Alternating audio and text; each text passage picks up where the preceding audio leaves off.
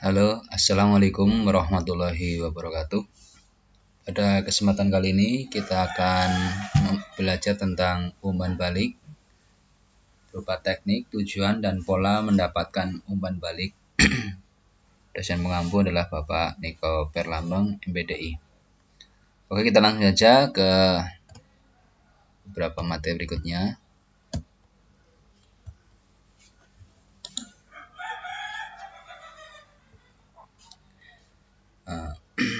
Materi ini disusun oleh Rozi Mujahid, Alfian Said, Ferry Kurniawan, dan Purwanti.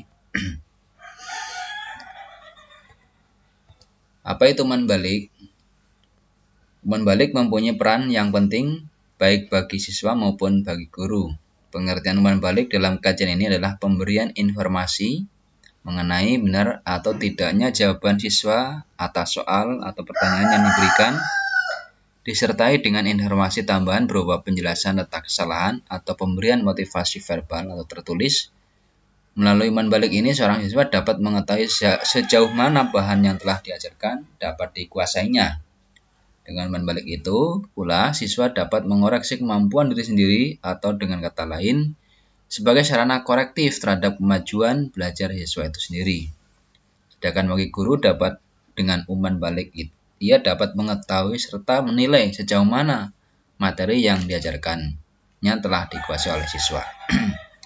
Kalau menurut Herman Hudoyo, dia mengatakan, berikanlah umpan balik kepada siswa dengan cara memberikan jawaban soal kepada siswa. Dapat pula ditunjukkan kesalahan-kesalahan yang dilakukan oleh siswa pada saat mengoreksi tugas-tugasnya. Fungsinya apa? Fungsi umpan balik adalah peringatan, perbaikan strategi belajar sebagai informasi, dan komunikasi. Di peringatan ini, siswa akan meraih nilai. Ketika dia meraih nilai di bawah standar ketuntasan belajar, maka dia harus berhati-hati karena tujuan belajar itu untuk dia belum tercapai, maka harus lebih giat lagi. Sedangkan untuk perbaikan strategi belajar, ya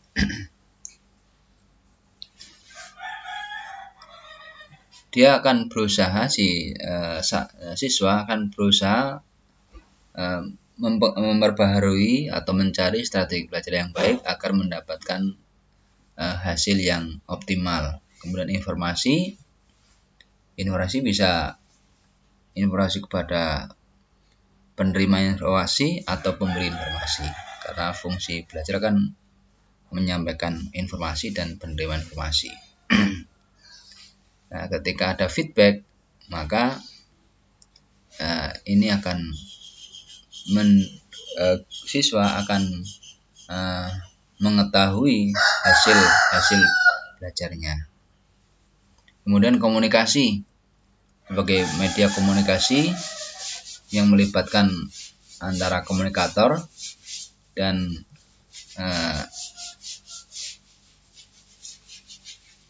yaitu saling mengirim berita. Jadi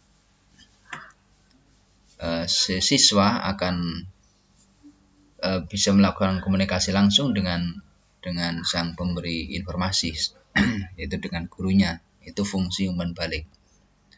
Kemudian sebagai motivasi. Nah, ini kalau ada umpan balik, maka motivasi belajar akan lebih meningkat lagi. Oke, langsung ke tingkatan umpan balik. Tingkat pertama ada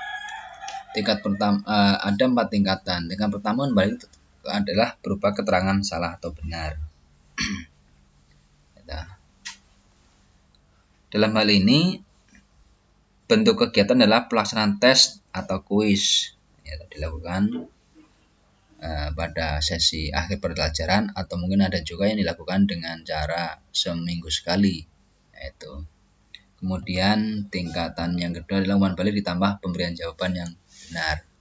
Setelah dia tahu apa yang dikerjakannya itu salah atau benar, kalau salah berarti dia akan mendapat jawaban yang benar. Yang benar seperti ini. Tingkat 3 yaitu umpan balik ditambah penjelasan. Kemudian ditambah keterangan penjelasan agar lebih lebih detail lagi. Kemudian tingkatan yang keempat, umpan balik diberi pengajaran atau konsep tambahan untuk menguatkan. Misalkan ketika guru telah mengetahui seberapa informasi yang disampaikan diterima, kemudian guru bisa membuat pelajaran berkelompok, kerjasama, belajar berkelompok. Kemudian salah satu dari kelompok itu diberi salah satu atau dua orang tutor yang sebaya, sehingga yang tentunya tutornya adalah mereka yang telah memiliki kemampuan lebih daripada teman-temannya. Lanjut ke siapa yang terlibat dalam umpan balik ini? Ada guru. Guru di situ sebagai apa?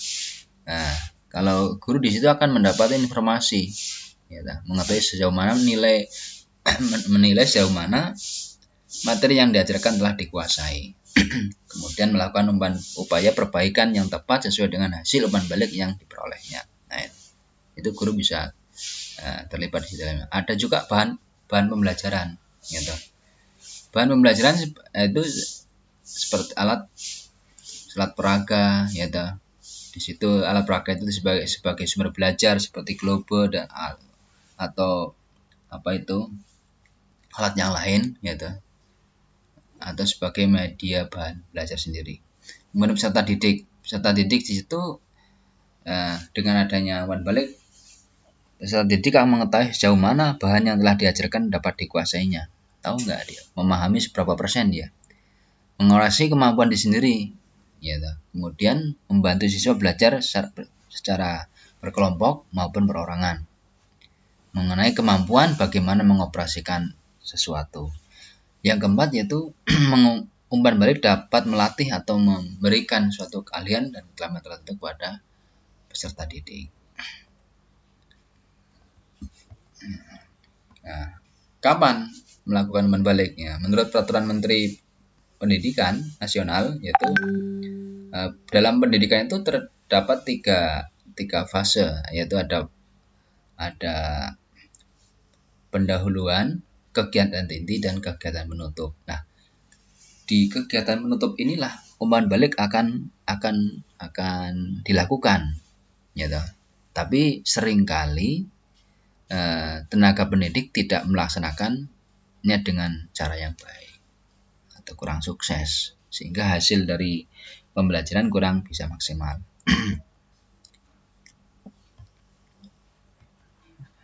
Nah, di mana untuk mendapat umpan balik? Ya, di kelas atau dalam keadaan situasi kondisi siswa menentukan. Jadi umpan balik itu bisa terlaksana ketika situasi kelas dan situasi anak itu terkondisikan. Jadi sangat menentukan. Kalau kondisinya kurang bagus atau mungkin sudah lapar, itu mungkin ya mereka untuk memberikan feedback itu kurang bisa maksimal. Jadi situasi kelas dan kondisi siswa menentukan umpan balik itu tercapai dengan penuh. Bagaimana terjadinya proses umpan balik,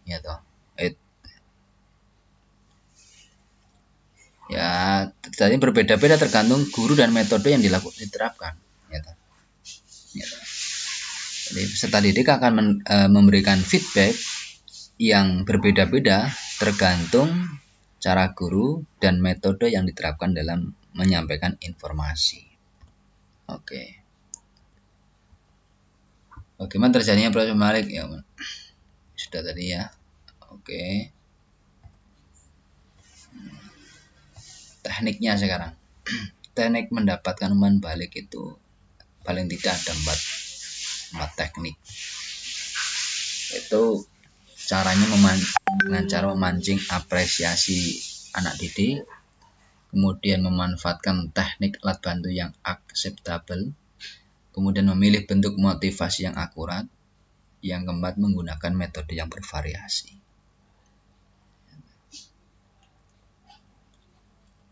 Nah, bagaimana cara memancing apresiasi anak didik? salah tulisannya. Jadi ya supaya anak memberikan apresiasi ya, memberikan apresiasi anak ya. Ya guru harus berpenampilan yang hangat ya toh. Sehingga mereka tumbuh partisipasi positif. Ya, toh. Selain itu, sarana dan prasarana harus menunjang adanya proses pengakuan penuh atas pribadi setiap peserta didik. Oh, hebat kamu, buat kelas 4 hebat kamu, dan sebagainya. Jadi harus ada pengakuan. Adanya konsistensi dalam penerapan aturan atau perlakuan oleh guru di dalam proses belajar mengajar. Nah, konsisten, adil ya toh.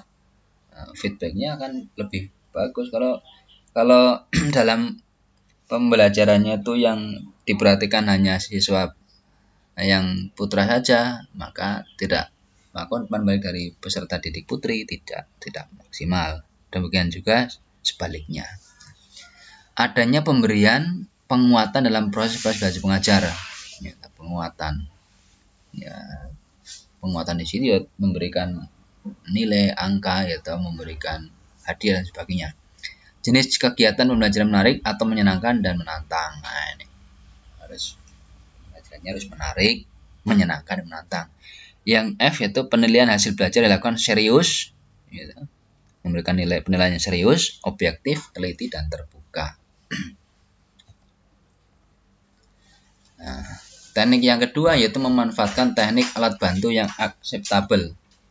Itu berupa audiovisual seperti video, film, dan sebagainya. Kemudian visualisasi verbal.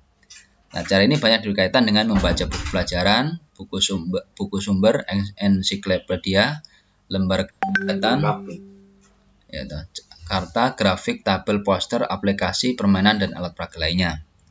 Kemudian audio verbal yaitu ceramah, lagu-lagu, dan sebagainya. Itu adalah memanfaatkan teknik alat bantu yang akseptabel. Yang ketiga yaitu memilih bentuk motivasi yang akurat. Yaitu jelaskan manfaat pelajaran di akhir pengajaran. Ya, harus dijelaskan manfaat dari pelajaran di akhir pelajaran itu. Yang kedua memberikan ganjaran, yaitu memberikan angka, hadiah, pujian, gerakan tubuh, memberi tugas, memberi ulangan, mengetahui hasil dan hukuman. Ini akan menguatkan, memotivasi anak didik, memberikan feedback. C. Membentuk kebiasaan belajar yang baik. D. Membantu kesulitan belajar. Nah, teknik-teknik yang mendapat umpan balik yang keempat yaitu menggunakan metode yang bervariasi. Untuk metode kalian sudah belajar pada mata kuliah metode pembelajaran PAI yang diampu oleh Pak Ngasaro.